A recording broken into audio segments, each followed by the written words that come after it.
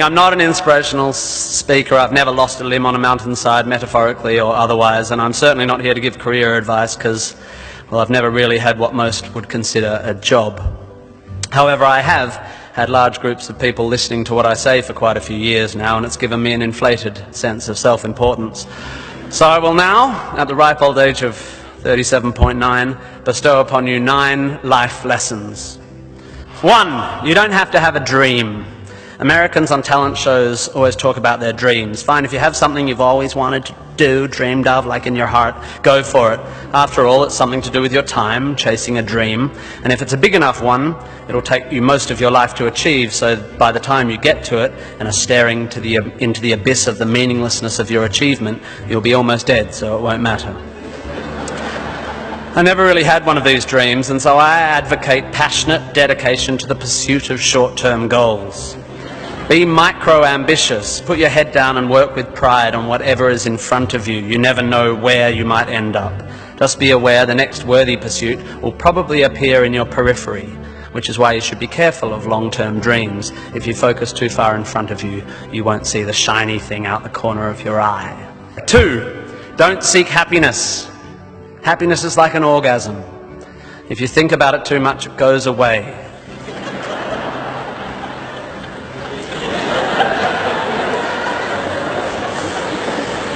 Keep busy and aim to make someone else happy, and you might find you get some as a side effect. We didn't evolve to be constantly content. Contented Homo erectus got eaten before passing on their genes.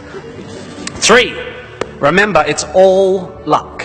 You are lucky to be here. You are incalculably lucky to be born. Understanding that you can't truly take credit for your successes, nor truly blame others for their failures, will humble you and make you more compassionate.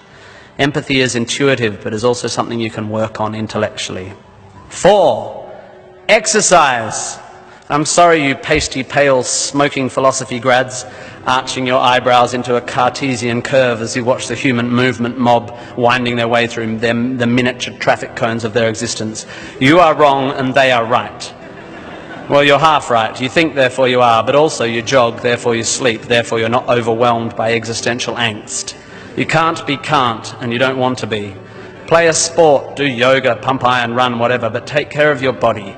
You're going to need it. Most of you mob are going to live to nearly 100, and even the poorest of you will achieve a level of wealth that most humans throughout history could not have dreamed of. And this long, luxurious life ahead of you is going to make you depressed. 5, be hard on your opinions. A famous bon mot asserts that opinions are like arseholes, and that everyone has one. There is great wisdom in this, but I would add that opinions differ significantly from arseholes, and that yours should be constantly and thoroughly examined.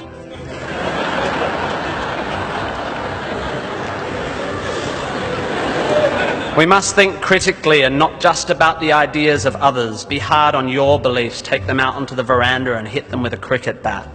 Be intellectually rigorous. Identify your biases, your prejudices, your privileges. Most of society's arguments are kept alive by a failure to acknowledge nuance.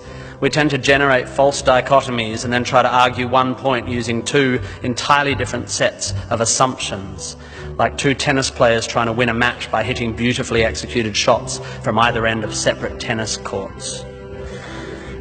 6, be a teacher. Please, please, please be a teacher. Teachers are the most admirable and important people in the world. You don't have to do it forever, but if you're in doubt about what to do, be an amazing teacher. Even if you're not a teacher, be a teacher. Share your ideas. Don't take for granted your education. Rejoice in what you learn and spray it. 7, define yourself by what you love. I found myself doing this thing a bit recently where if someone asks me what sort of music I like, I say, well, I don't listen to the radio because pop song lyrics annoy me. Or if someone asks me what food I like, I say, I think truffle oil is overused and slightly obnoxious.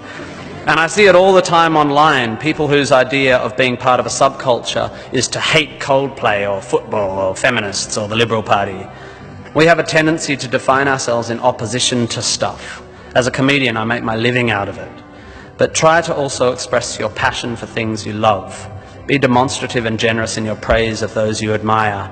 Send thank you cards and give standing ovations. Be pro stuff, not just anti stuff. Respect people with less power than you. I have in the past made important decisions about people I work with, agents and producers, big decisions based largely on how they treat the wait staff in the restaurants we're having the meeting in. I don't care if you're the most powerful cat in the room, I will judge you on how you treat the least powerful. So there. 9, finally, don't rush. You don't need to already know what you're going to do with the rest of your life. Don't panic. You will soon be dead. Life will sometimes seem long and tough, and God, it's tiring. And you will sometimes be happy and sometimes sad, and then you'll be old, and then you'll be dead. There is only one sensible thing to do with this empty existence, and that is fill it. Not fill it, fill it. Life is best filled by learning as much as you can about as much as you can, taking pride in whatever you're doing, having compassion, sharing ideas, running, being enthusiastic.